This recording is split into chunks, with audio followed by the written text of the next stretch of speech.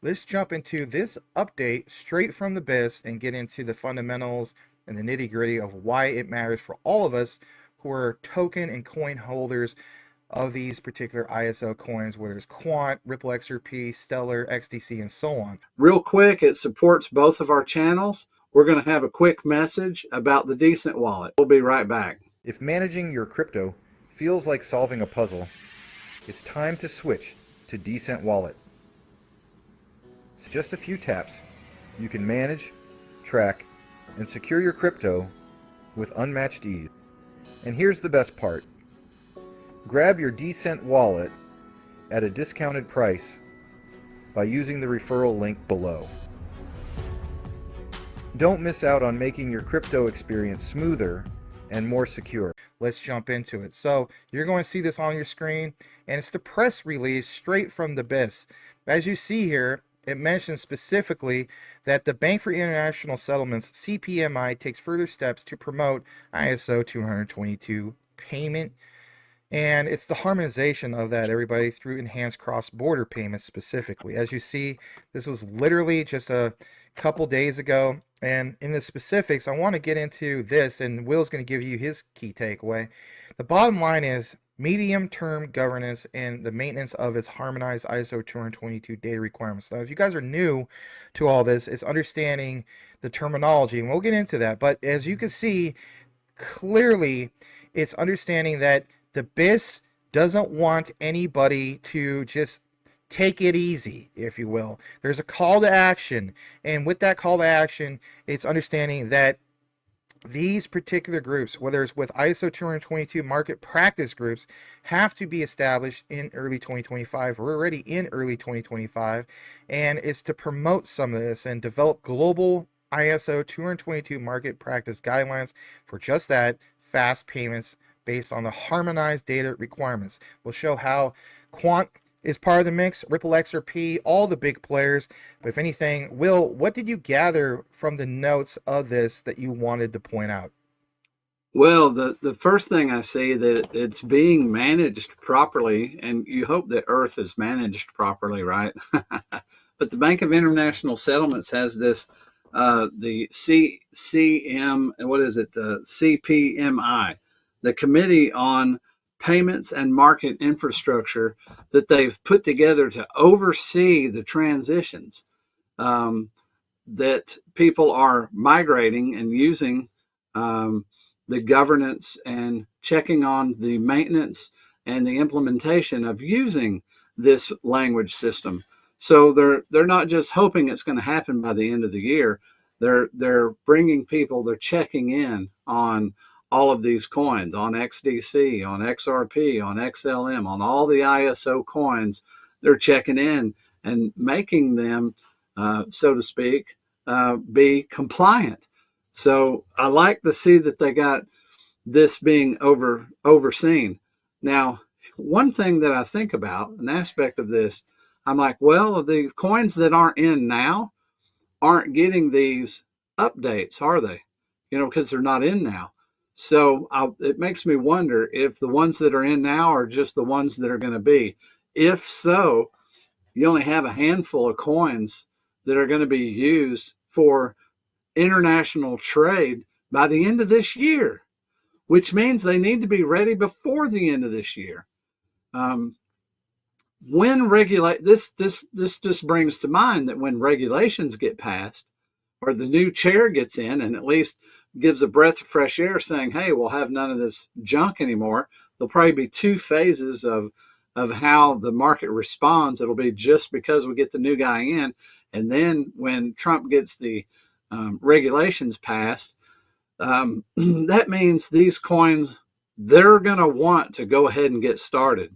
They don't want day one in, what would it be, October, November, the end date being in November. They don't want to wait until November to go, okay, well, we kind of had an idea, but now everything has to function this way. So seeing this oversight for me is exciting because it also brings home the reality. This thing's changing over. And the next thing that I see that you pointed out, Max, is how involved Quant is with all of this. unbelievable.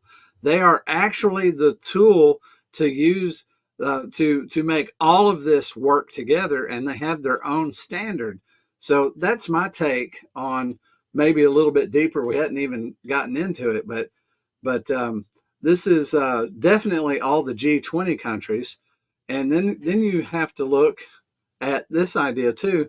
So the report, the data requirements, it says here, were published in the report to the G20. That implies that if you're not in the G20, you were left out. Very interesting idea there that we could talk about. But anyway, at least we see that they are actually adopting this. If you're invested in the ISO 20022 coins, you're not going to miss out on a massive move, is what I see. What do you think? That's the way I look at it, and that's why I use the example like, Jasmine, shout out to them. Yeah, they're a different ISO standard, but they had a mandate in regards to medical data and the My Number card, and the significance of that was where we went from roughly 3 cents and we boomed almost up to 6 cents. And it was literally in the matter of like not even a week. So that was a taste, in my opinion, of mandates, and I think that was a good example in regards to what to expect with this in regards to ISO 222. And we're going to get into the harmonization of how that happens, how it's orchestrated, and so on, which leads us to this next particular part. Because when we talk about, for example, members from the ISO 222 global market practice groups, well, they understand that you have to have market participants ready and enabled, if you will, moving forward. Where we're going with this, again, now let's enter in Quant Network. How did this all start in regards to the topic of harmonization?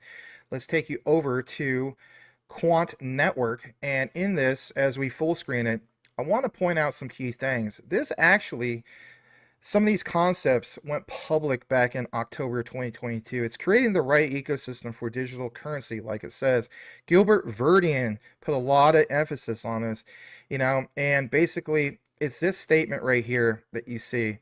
He states basically that he believes in the future enterprises extend the whole scale of the way they use stablecoins for payments. Well, look what's going on with RLUSD. Let's go look at what's going on with Circle, especially with like Stellar and so on. But Verdian proposed that banks may want to develop commercial stablecoins that operate on public ledgers for consumer to merchant transactions through consortium banking networks. Again, think about the terminology. Those networks. What did we see in the course of the last couple of years?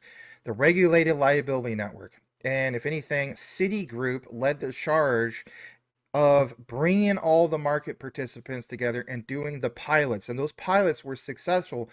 We understand that Quant Network won't be the one to settle, right, for real-time gross settlements. But if anything, their subscription-based model with what they got going on with the Overledger allows not just some interoperability, but full interoperability across the board when it comes to even the ones that technically aren't purchasable, like your JP Morgan coins and your other ones like your Hyperledger Fabric and whatnot. And if anything, understanding how we can have this full-scale interoperability for everybody can benefit. Well, there needs to be harmonization of that data and how we can leverage that data for all market participants can not only thrive, but for we can benefit everybody, whether it is the central banks, whether it is retail moving forward and so on. And we'll talk about a little bit that retail and those deadlines coming up here in a bit. But again, back to Gilbert Verdian, because what you're going to see here is he states, for all this to come together, for it can all happen, international standards and technical harmonization need to be agreed and implemented. ISO TC 307, the Quant Network Standard, blockchain ISO standard, is one such body creating international standards. INAPA, International Association for Trusted Blockchain Applications, review and classifies different blockchain projects to support international harmonization. Of course, Gilbert gets more further into it. That's not the point, but the point is, how was this all chartered? How did it all happen? Well, if you go to swift.com, you'll see what they reference in regards to harmonization, and like it shows right here, it's how it all started. ISO 222 Harmonization Charter, ensuring a harmonized rollout, of course, ISO 222 for the industry. As we get further into this, even when I pull up some key things from these PDFs, you see in the info paper of ISO 222 Harmonization, what? You see that, again, the highlights in the charter outline. Again, the market practice and the participants. And this definitely brings some attention to basically this. And that is the highlight of where it says that cooperation, I should say, of standards and those organizations have agreed to play the coordinating role, bringing FMIs together in dialogue and providing a roadmap and technology to facilitate harmonization. Again, this dates back quite a while, if You anything, know, years. Go you ahead. know that harmonization, that's a multifold deal that's covered here. That one word would think that it's just narrowly pointed at maybe just the language of ISO 20022, but what Gilbert Verdian's including in there is that Quant is a bridge to the other chains. It's as if there's one giant network when you use Quant. That's another factor of the harmonization. I mean, how slick that he basically owns that standard, right? They made that particular standard for Quant, and Quant is tying all of the ISO coins together. So it's not just a language harmonization, but it's the fact that you can have any coin, work in this system by using the Quant network in order to do cross-chain payments. Do you see it that way? Right. Well, interoperability is the bottom line. So Yeah. the thing is understanding that, Wade Teamer pointed this out, and I've used this example as well. It's the concept of standards. You may be new to all this when we talk about standards. Heck, like he mentioned, this camera, right? Mine does 1920 by 1080. For the broadcast, we do 720 because in reality, are you playing a video game? Do you really need to see like every single thing, all my blemishes on my face and so on? No, not really. You just want the information. So we do 720p. But again, think about that. TVs back in the day going from 480i to 720 was a big jump because that was considered HD. Well, HD, the standard for 720p, the 1920 by 1080, and then if anything, people have 4K TVs. That's the standard. Now people have 8K TVs. That's the standard. We're talking about blockchain and DLT standards moving forward. And believe it or not, ISO TC307, the Quant network standard, is the foundation for building on blockchain. And that was implemented, if I'm not mistaken, all the way back to 2017. Even the Reserve Bank of Australia is behind it, Bank of England, Bank for International Settlements, on and on. But we're going to get a little bit more into this about the significance of this because we don't want to draw this out or draw it out too long in that regard and just give you some of the key highlights. So there is this outline, and again, I think it's very well worth pointing out some key things. So as I got more into this, I said to myself, harmonization, interesting to see some of the terms, right? So they have the whole thing about the proposal of the driving force of harmonization for this Swift charter of Swift standards harmonization. And it leads us to this. This is from Swift ISO 222 FinTech discussion paper. What do you see literally on page 3 of 8? You see that they understand that they not only are going to use the Universal Financial Industry Message Scheme developed in regards to ISO 222, but they reference front row center this ISO Technical Committee 307. That's the Quant Network standard. So that, in my opinion, confirms the Swift connection. And we've outlined this before, but again, some of you guys that are new aren't aware of this. There's a little bit more about this. If you go over to the Swift Info Paper Business Standards and Emerging Technologies, they reference a little bit more about this. And you see kind of like how it's all orchestrated. If you choose to do so, I would highly recommend, if you're a nerd and want to nerd it out, they talk about the need and want of this value chain. Back to what Will is talking about. What's this area here? Value chains are getting longer with new players intermediating between banks, customers, banks, and other banks. Market infrastructures. And look what it says. This definitely needs the whole thing of API DLT. Well, Quant really shines in that in regards to the overledger. But look at this. Swift explored financial standards for new technologies on multiple fronts.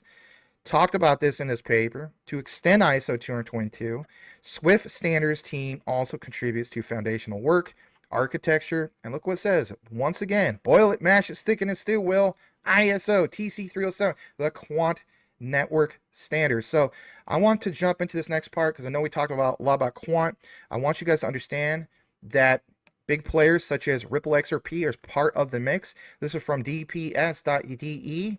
It talks about Ripple's involvement in ISO 222, the step towards wider acceptance, of course, in the banking industry. What do you see here in that regard? Well, again, look what it says. All the way back in May of 2020, Ripple announced that it has become part of the ISO 222 standards body, a multi-part international standard, set to replace Swift's current MT messages. This part is so crucial. Why?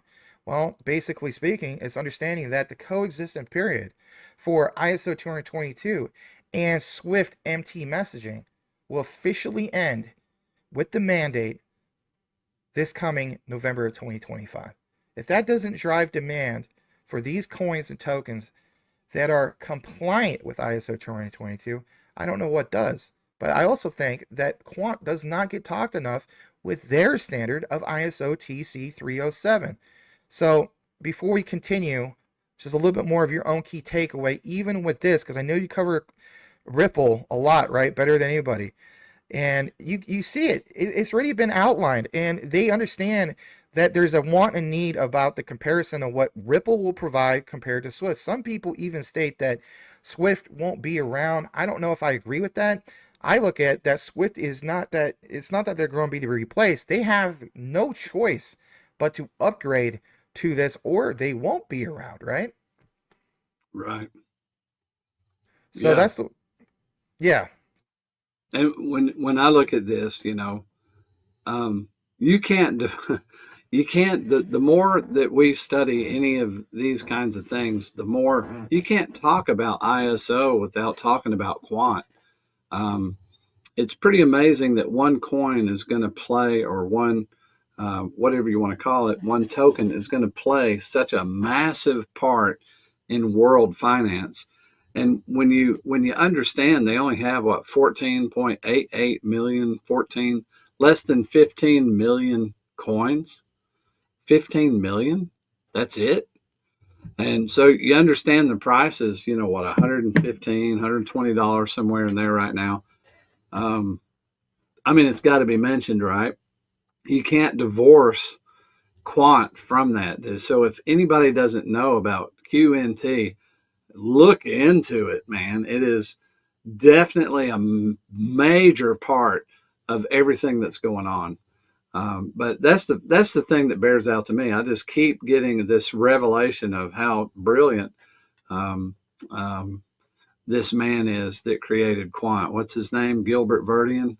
Yeah, Gilbert Verdian. And I want to just point this out to you guys. I know that, Will's got a good analogy in that regard to explain this. But some of you guys are new, you kind of wonder, yeah, I see where Ripple's stance is here. But again, back to the whole thing of Quant. Because even when we reference the whole thing of Ripple, look what it says here. Talk about this whole thing of the Ripple value propositions for RippleNet and ISO 222 membership.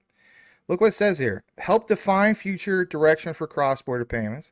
Access a network of global financial institutions, okay, governed by rules and functional standards. Again, back to what the BIS is basically, put out earlier in their press release.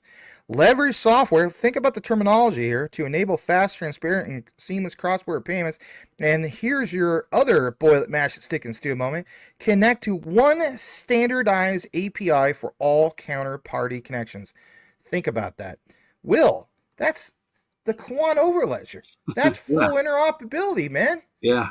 So you can understand like the significance of the regulated liability network and what Citi did recently in regards to the regulated settlement network. Because again, it's not going to settle with Quant, but they are the toll booth on all bridges throughout the world. Imagine every single bridge of the network in the world pays a small toll for QNT for that interoperability. Now, some people say, well, isn't that just Axelar? Right, but why are we limiting, and I think that's a great project, by the way, but we're not just limiting things to just EVM sidechains and so on. When we talk about all of it, we've seen numerous examples of how Quant is at the forefront of that, whether the examples JP Morgan recently, some of the examples with MasterCard, with MTN, and the research does back that up. So again, I want to put some emphasis on that. I want to get more further into this. Here's something new for you guys, because you guys want something a little bit more, from the last, I don't know, last month, give or take. Look at this. I'm going to full screen this as well. Financial Revolution, How Crypto and ISO 222 Reshaping Global Payment Rails, December 6, 2024. And this is from Finney V, Unlimit Your Life, finneyv.com. Global financial system undergoing profound transformation. Again, back to the whole thing of what you saw from the call to action and the press release from BIS. Again, we see how this is all coming together. And who do they cite here? Is it just Quant? Just XRP? Nope. It's the whole financial rail. Ripple XRP. You see, for example, XDC. You see Algorand. You see Stellar. Obviously Quant. There's IOTA part of the mix. Internet of Things, man. My goodness, that really stands out. Hedera HBAR. On and on, right? And they cite Hyperledger Fabric. Quant upgraded their Overledger in, I think it was March of 2022 for Hyperledger Fabric, Hyperledger Besu, the whole suite of that. And guys, this gets even better. Here's another thing printed from europa.eu, ecb.europa.eu to be exact. On page 19 of 40 of the Target 2, T2 My Standards, I understand, some people feel as though that Target 2, it's not quite what it used to be. And if anything, they're kind of phased out. But look what they even cited in the past. They cite the whole thing of the impact for the allowance of the next version of the base ISO 222 message. How can that be done? Harmonization. Again, back to what we shared earlier.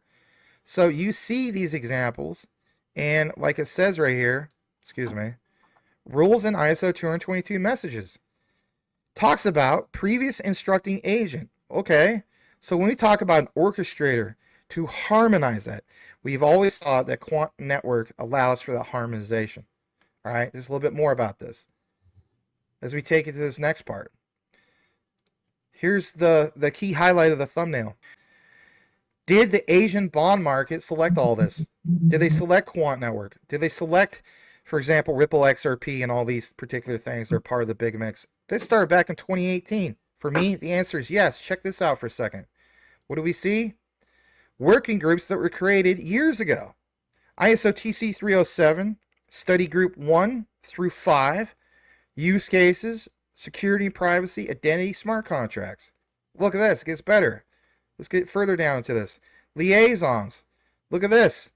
Programming, software interfaces, IT, biometrics, connected to Internet of Things, financial services, healthcare, heck, Laura Verdian, the wife of Gilbert Verdian, chain of custody, governance.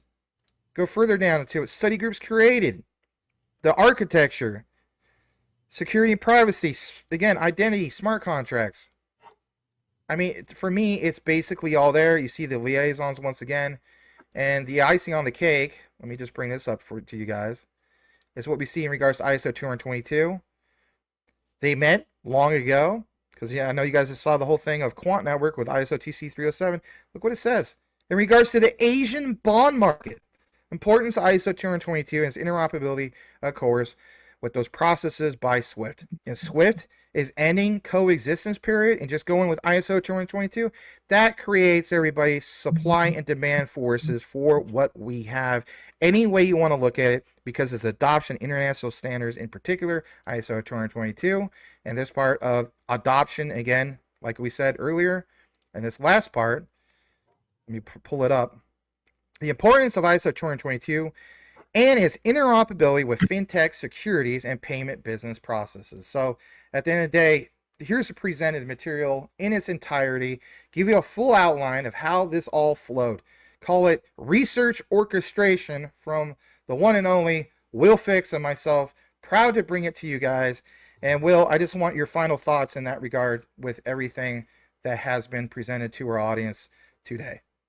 Oh man, I'm blown away that just to see they're overseeing it, that they're bringing everybody up to date, checking on them, making sure they're ready to go. it just kind of really sends home the message. This is changing over this year. And then my next big takeaway is how involved Quant is, even with its own standard, to be able to oversee all of these different coins and to offer that interoperability for the whole thing, harmonizing all of this and it being overseen. It just really kind of makes me realize, man, I'm so glad I'm in so many ISO coins. That's my takeaway. Yeah, I'm really glad about that as well. The one I think I'm gonna try to DC a little bit more into is IOTA. I think they're a real sleeper. For me, they didn't really stand out. Obviously last year Jasmine really stood out in that regard for IoT, but now we see the shift with this. I'm still, of course, very bullish on Jasmine, but it's like the shift is going to be America, of course, with IoT. If there was supply and demand for that for things like Jasmine, IOTA's part of that mix for IoT and ISO 222. To me, that has to be really slept on, and that's a very limited supply. I think it's under 4 billion of the particular coins. That's just for me, not financial advice, but of course, I'm continuing to DCA more into these particular projects that are ISO related. People call these the Dino coins. How about this? It's the trust layer, and it's also the Internet of Value. Say what you want. BTC already had that trust. This has trust plus interoperability plus the whole thing of that value, and they have the partnerships, you name it. So that's where it's at for me, guys. If you enjoy the content, all we kindly ask you to do, it's free. Smash the like if you haven't done so. Make sure you subscribe to myself and our brother Will Fix, and also people that are in our community or we mention or give honorable mention. A lot of you guys follow DHN Crypto, Wade Teamer. You probably already follow him. Follow other people that are part of the community. Vibra Finance, Rue Black, Underdog of the Underdog Research community. Shout out to brother Crypto Future 99, you name it. So we're really glad to bring you guys this. Simply do us a favor, you listen to the entire outline and type this keyword into the comments, and that is interoperability, and we'll know that you listen to the entire outline. We really appreciate you guys listening to the outline. As the saying goes, know what you have, know why you hold it. The research trumps FUD 110%. On behalf of myself and Will Fix, we'll see you on the next one.